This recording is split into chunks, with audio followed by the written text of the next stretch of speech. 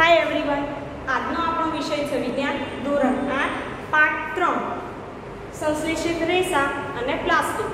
એમાં આજે આપણે પ્રશ્નોની ચર્ચા કરીશું। તમે આ પ્રશ્ન નોટમાં લખી શકો અને જવાબ તમે મોઢે લખવાનો પ્રયત્ન કરજો તો વધુ સારું રહેશે અને વિકલ્પોમાંથી પણ પસંદ કરીને જવાબ તમે જાતે લખી શકો છો। બરાબર છે। પાઠ 3 માં આપણે શું શીખ્યા? તો પાઠ 3 માં આપણે સંશ્લેષિત રેસા અને પ્લાસ્ટિક વિશે શીખ્યા। સંશ્લેષિત રેસામાં 4 પ્રકારના રેસા શીખ્યા હતા: એક્રેલિક, રેયોન, નાયલોન અને ટેરેબિન। એ સિવાય પ્લાસ્ટિકમાં આપણે શીખ્યા હતા પ્લાસ્ટિકના ગુણધર્મો, તેના ઉપયોગો। બરાબર। અને પ્લાસ્ટિકના 2 પ્રકાર, થર્મોપ્લાસ્ટિક અને થર્મોસેટિક પ્લાસ્ટિક। હવે આપણે ટેસ્ટની શરૂઆત કરીશું, પ્રશ્નોની ચર્ચા કરવાની છે।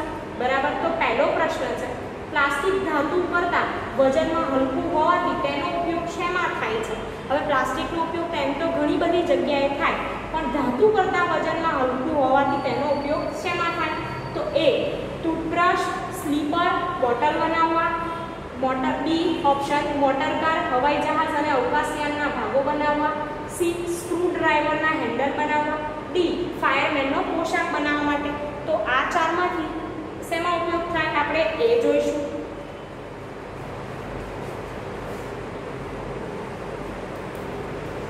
તો મોટરકાર, હવાઈ જહાજ અને અવકાશયાનોના ભાગો બનાવવા માટે થાય છે। પહેલો પ્રશ્ન એનો જવાબ। આગળનો પ્રશ્ન જોઈશું આપણે। આપેલા પૈકી કયા રેસાનો ઉપયોગ પેરાશૂટ અને પર્વતારોહણના દોરડા બનાવવા માટે થાય છે? કે આપેલા પૈકી કયા રેસાનો ઉપયોગ પેરાશૂટ અને પર્વતારોહણના દોરડા બનાવવા માટે થાય? તો એ નાયલોન, બી એક્રેલિક, સી પોલિએસ્ટર, ડી સ્પેન્ડેક્સ। તો આપણે આન્સર જોઈશું। નાયલોન। નાયલોન રેસા એ કેવા છે? મજબૂત અને ટકાઉ છે। બરાબર। નાયલોન રેસાનો જે તાર હોય એ સ્ટીલના તાર કરતાં પણ વધુ મજબૂત હોય છે। તો એ પેરાશૂટ અને પર્વતારોહણના દોરડા બનાવવા માટે તેનો ઉપયોગ થતો હોય છે। પ્લાસ્ટિક સાથે આપેલ પૈકી કયું વિધાન અસંગત છે? તો એ પ્લાસ્ટિકને રંગી શકાય છે અને પાતળા પડમાં ઢાળી શકાય છે। બી દરેક પ્લાસ્ટિકમાં એકમોની ગોઠવણી એક સમાન હોતી નથી। સી પ્લાસ્ટિક પોલિમર છે અને ડી પ્લાસ્ટિકની વસ્તુઓ એક જ આકાર અને કદમાં ઉપલબ્ધ છે। તો આમાંથી કયું વિધાન એવું છે કે જે પ્લાસ્ટિક સાથે મેળ ખાતું નથી, અસંગત છે? તો આપણે આન્સર જોઈએ। પ્લાસ્ટિકની વસ્તુઓ એક જ આકાર અને કદમાં ઉપલબ્ધ હોય એવું નથી હોતું, અલગ અલગ આકાર અલગ અલગ કદમાં મળી શકે છે। બરાબર। આગળનો પ્રશ્ન, નાયલોન આપેલા પૈકી કયો ગુણધર્મ ધરાવતો નથી? ચોથો પ્રશ્ન છે કે નાયલોન આપેલા પૈકી કયો ગુણધર્મ ધરાવતો નથી? તો એ કરચલી ન પડે, બી હલકા વજનના, સી પાણીના શોષણનો અને ડી સ્થિતિસ્થાપકતા। તો ચારમાંથી કયો જવાબ આવશે? વિચારો બધા।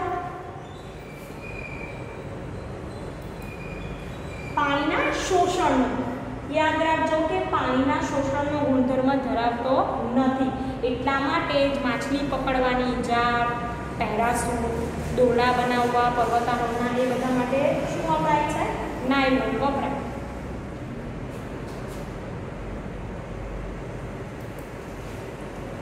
પાંચમો પ્રશ્ન, આપેલ પૈકી કયા પ્લાસ્ટિકને રિસાયકલ કરી શકાય છે? આપેલ પૈકી કયા પ્લાસ્ટિકને રિસાયકલ કરી શકાય છે? A melamine, B acrylic, C PVC, D bakelite. A melamine, B acrylic, C PVC, D bakelite. આપણે જવાબ જોઈશું। પીવીસી। પીવીસી ના પ્લાસ્ટિકને આપણે રિસાયકલ કરી શકાય છે। છઠ્ઠો પ્રશ્ન, કયા કુદરતી રેસાઓ વનસ્પતિમાંથી મેળવવામાં આવે છે? ફરીથી વાંચીશ।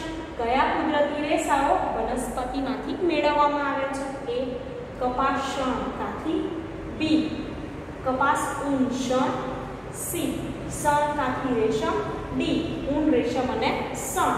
જવાબ જોઈએ. કપાસ, શણ, કાંથી એ કુદરતી રેસા છે પણ વનસ્પતિમાંથી મેળવવામાં આવે છે. કુદરતી રેસામાં એ ભાગ છે કુદરતી રેસા અને પ્રાણીજ રેસા. બરાબર.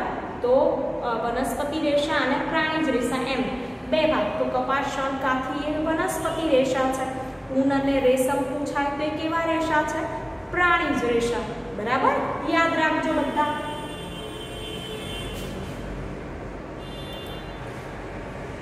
સેલ્યુલોઝ શામાંથી બનેલો પોલિમર છે? A maltose, B sucrose, C glucose, D fructose. બરોબર. જોઈએ આન્સર.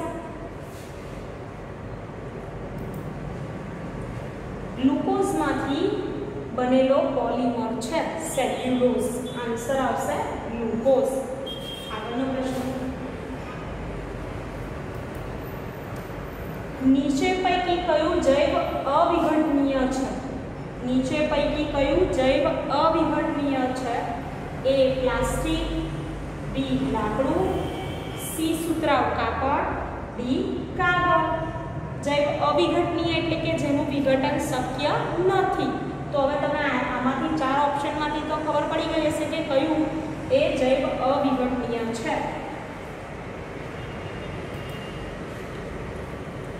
પ્લાસ્ટિક એ જૈવ અવિઘટનીય છે.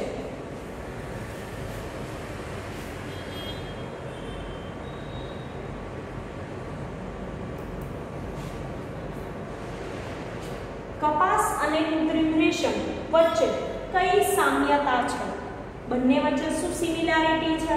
તો એ બંને ગ્લુકોઝ છે, બી બંને ગરમ થતા પીગળે છે, સી બંને જૈવ અવિઘટનીય છે, ડી બંને એસ્ટર છે. તો બંને વચ્ચે શું સરખું છે?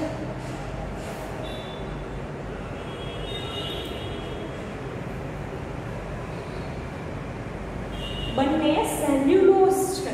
કેવો પદાર્થ છે બંને? સેલ્યુલોઝ.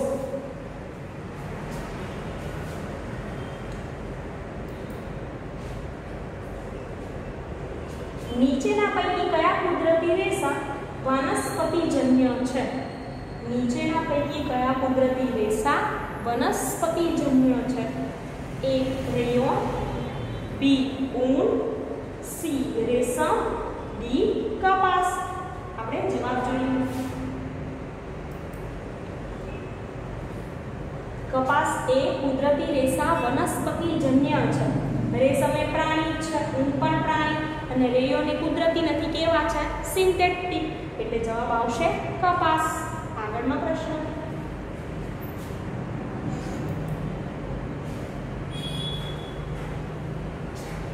આપેલ પૈકી કયું વિધાન નાયલોન સાથે સુસંગત નથી? એ નાયલોન પહેલા કોલસા, પાણી અને હવામાંથી બનાવવામાં આવતું હતું. બી નાયલોનના રેસા સ્ટીલ કરતાં મજબૂત નથી. સી નાયલોનના રેસાનો ઉપયોગ પેરાશૂટ અને પર્વતારોહણના દોરડા બનાવવામાં થાય છે. ડી નાયલોનના રેસાઓ સ્થિતિસ્થાપક છે. હવે આ ચારમાંથી કયું સુસંગત નથી? જવાબ જોઈશું આપણે. તો નાયલોનના રેસા સ્ટીલ કરતાં મજબૂત નથી. હવે આ વાક્ય ખોટું છે. બરાબર. કે નાયલોનના રેસા એ તો સ્ટીલ સાથે કેવા સ્ટીલ કરતાં પણ કેવા છે? મજબૂત છે.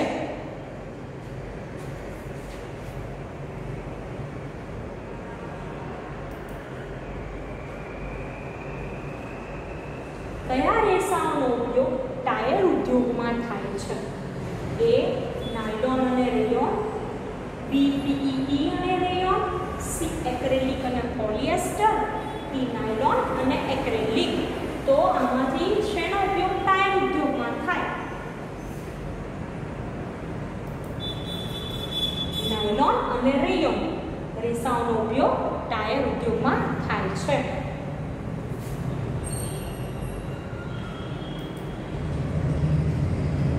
આપેલા પૈકી કયું વિધાન નાયલોન સાથે સુસંગત છે? આપેલા પૈકી કયું વિધાન નાયલોન સાથે સુસંગત છે? એ. તે સૌ પ્રથમ અર્ધસંશ્લેષિત રેસા હતા. બી.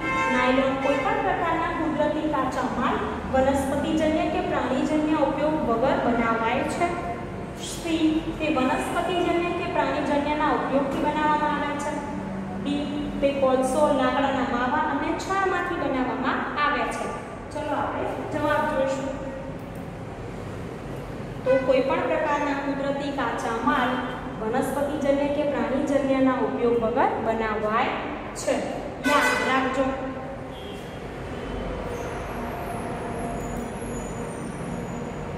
રેશમના કીડામાંથી રેશમના રેસાઓ મેળવવાની શોધ કયા દેશમાં થઈ હતી?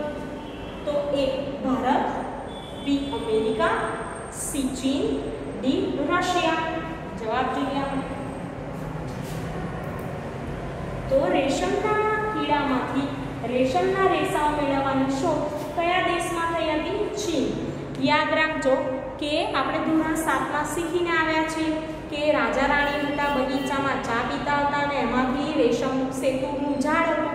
તો એમની ચામાં શું થયું હતું? એક કોસેટો પડ્યું હતું અને એમાંથી રેશમના તાર મળ્યા હતા. એટલે પછી રાણીને વિચાર આવ્યો કે આવું કેમ થયું, અને પછી રેશમની શોધ થઈ હતી. એવું તમે ધોરણ 7માં ભણીને આવ્યા છો.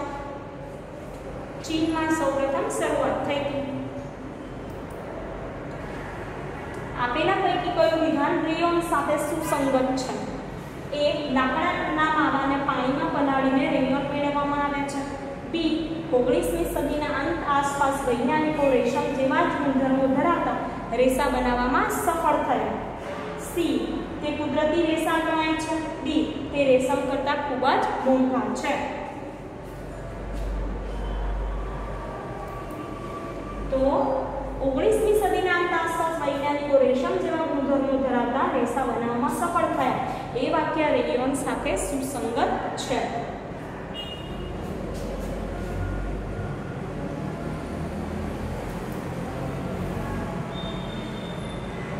કયા પોલિમરના મોનોમર ફળોની વિશિષ્ટ સુવાસ માટે જવાબદાર છે?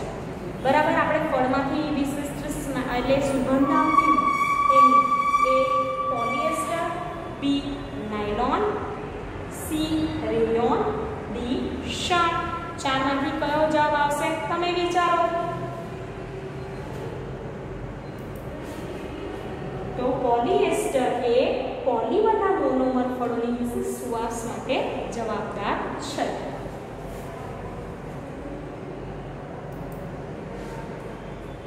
ખાદ્ય પદાર્થોના સંગ્રહ માટે પ્લાસ્ટિકનો ઉપયોગ અટકાવવા શું કરવું જોઈએ? તો એ. ખાદ્ય પદાર્થોના નિકાલ પ્લાસ્ટિકની બેગમાં જ કરો. બી. હંમેશા પ્લાસ્ટિકના લંચ બોક્સનો ઉપયોગ કરો. સી. ખરીદી કરવામાં હંમેશા પ્લાસ્ટિકની બેગનો ઉપયોગ કરો. ડી. રિસાયકલિંગ દરમિયાન તેમાં રંગકો ઉમેરી શકાય. હવે ચારમાંથી કયો જવાબ આવશે કે જે પ્લાસ્ટિકનો ઉપયોગ અટકાવવા શું કરવું જોઈએ? રિસાયકલિંગ દરમિયાન તેમાં શું ઉમેરવા જોઈએ? રંગકો ઉમેરી શકાય.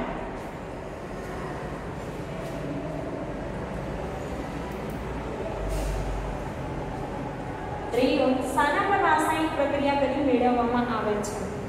એ. સૂતરાનો માવો. બી. કાગળનો માવો. સી. લાકડા અને કાગળનો માવો. ડી. લાકડાનો માવો. લાકડાના માવા પર પ્રક્રિયા કરી અને રેયોન રેસા મેળવવામાં આવે છે. એવું આપણે આગળના પાઠમાં મતલબ કે આગળના વિડીયોમાં જોયું હતું રેયોન વિશે.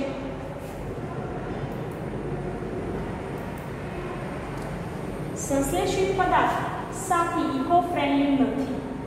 તો એ. વિઘટન પામતા ખૂબ ઓછો સમય લાગે અને પર્યાવરણમાં પ્રદૂષણ કરતા નથી. બી. વિઘટન પામતા કેટલાક વર્ષ થાય અને પર્યાવરણમાં પ્રદૂષણ કરે છે. સી. વિઘટન પામતા ઘણો સમય લાગે પણ પર્યાવરણમાં પ્રદૂષણ કરતા નથી. ડી. દહન પ્રક્રિયા દરમિયાન ઝેરી ધુમાડા ઉત્પન્ન થતા નથી. આપણે જવાબ જોઈશું. વિઘટન પામતા કેટલાક વર્ષ થાય છે અને પર્યાવરણમાં શું કરે છે? પ્રદૂષણ. એટલા માટે તે ઇકો ફ્રેન્ડલી નથી.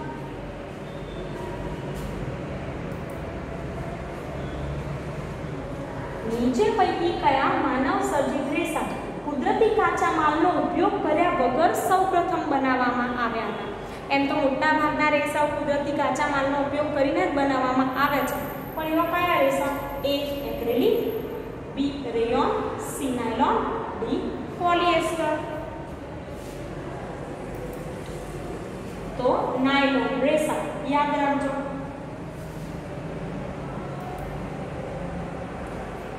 પ્લાસ્ટિક એ શું છે? પોલિમર, મોનોમર, સંયોજન કે મિશ્રણ?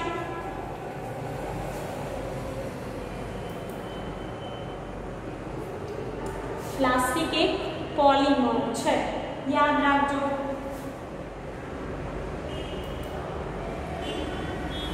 આપેલા પૈકી કયા રેસાઓના કાપડ પહેરી રસોડામાં કે પ્રયોગશાળામાં કામ ન કરવું જોઈએ? એ કુદરતી રેસા, બી સિન્થેટિક, સી સણના રેસા, ડી અર્ધ સંશ્લેષિત રેસા. 4 ઓપ્શન છે. તો સિન્થેટિક રેસા.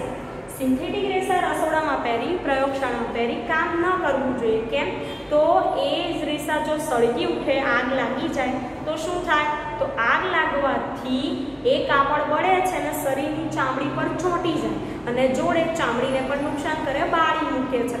એટલા માટે આપણે સિન્થેટિક રેસા રસોઈ કરતી વખતે કે પ્રયોગશાળામાં પહેરવા જોઈએ નહીં.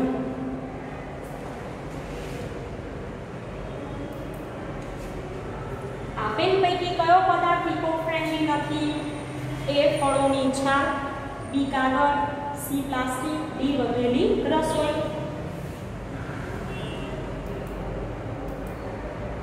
તો પ્લાસ્ટિક પદાર્થ ઇકો ફ્રેન્ડલી નથી.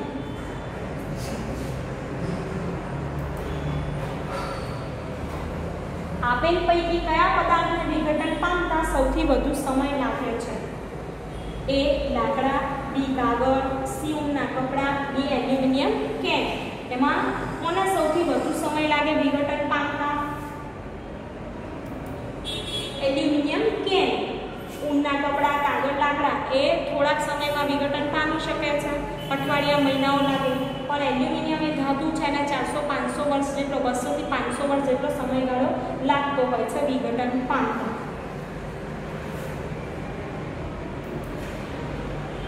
આપેલા પૈકી કયો સમૂહ બધા જ સંશ્લેષિત પદાર્થો છે? એ સૂતર, પોલીકોટ અને રેયોન, એક્રેલિક રેશમ ઊન, PVC polythene bakelite, nylon, terylene અને ઊન. એવું કીધું છે બધા જ સંશ્લેષિત પદાર્થો છે.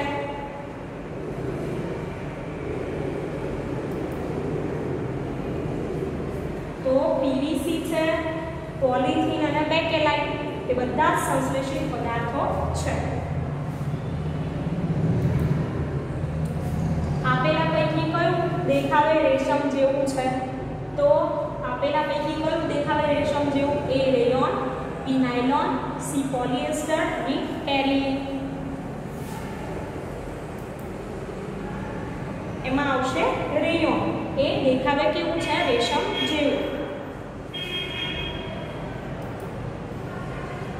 આપેલા પૈકી કયા રેસામાંથી બનાવેલા કપડા પર કરચલીઓ પડતી નથી? બરાબર, કયા કપડા પર કરચલી ન પડે? તો કપાસ, પોલિએસ્ટર, પીવીસી અને રેશમ. આપણે જવાબ જોઈએ શું આવે છે.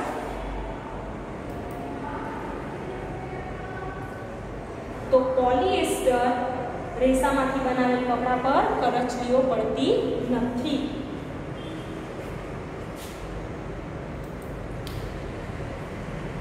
આપેલા પૈકી કયો સંશ્લેષિત રેસાઓનો ગેરફાયદો છે? તે વિવિધ રંગોમાં ઉપલબ્ધ હોય, ગરમ કરવાથી પીગળી જાય, તેનું સંકોચન થાય અને કરચલી પડે છે, તે ખૂબ કેવા હોય? મોંઘા. તો શું ગેરફાયદો? ચલો જોઈએ. ગરમ કરવાથી તે પીગળી જાય છે, એ એનો ગેરફાયદો છે.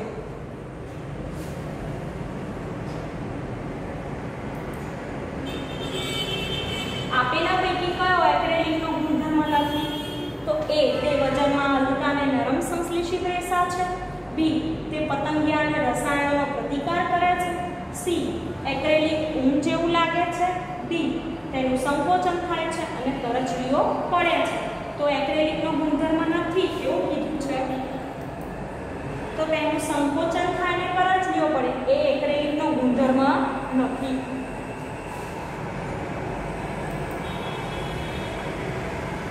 વિશિષ્ટ પ્રકારનું પ્લાસ્ટિક કે જે રસોઈના વાસણો, બાટલીઓ, પાતળી ફિલ્મ, વાયર, માઇક્રોવેવ, ઓવનમાં વપરાય છે, વાસણો બનાવવા વપરાય તેનું નામ શું છે?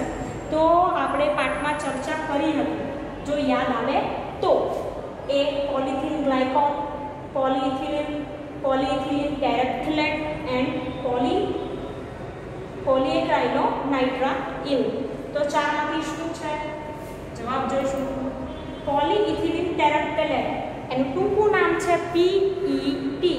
PETનો ઉપયોગ રસોઈના વાસણો, બાટલી, પાતળી ફિલ્મ, વાયર અને માઇક્રોવેવ ઓવનના વાસણ બનાવવા માટે થાય છે. તો અહીંયા આપણે 30 પ્રશ્નોની ચર્ચા કરી. તમે આ પ્રશ્નોના જવાબ તૈયાર કરી શકો છો, પ્રશ્ન તૈયાર કરી શકો અને મોઢે જવાબ લખી શકો છો. તમે તમારી નોટમાં લખજો. એ વર્કશીટ આવે છે, એ વર્કશીટમાં તમારે વ્યવસ્થિત રીતે જવાબ લખીને આપવાનો છે. A4 સાઇઝના કાગળમાં આપો તો વધારે સારું રહેશે અને વ્યવસ્થિત લખશો અને અક્ષર સારા કાઢજો. બરાબર? અને આ પ્રશ્નો તમે ઘરે તૈયાર કરજો. Thank you.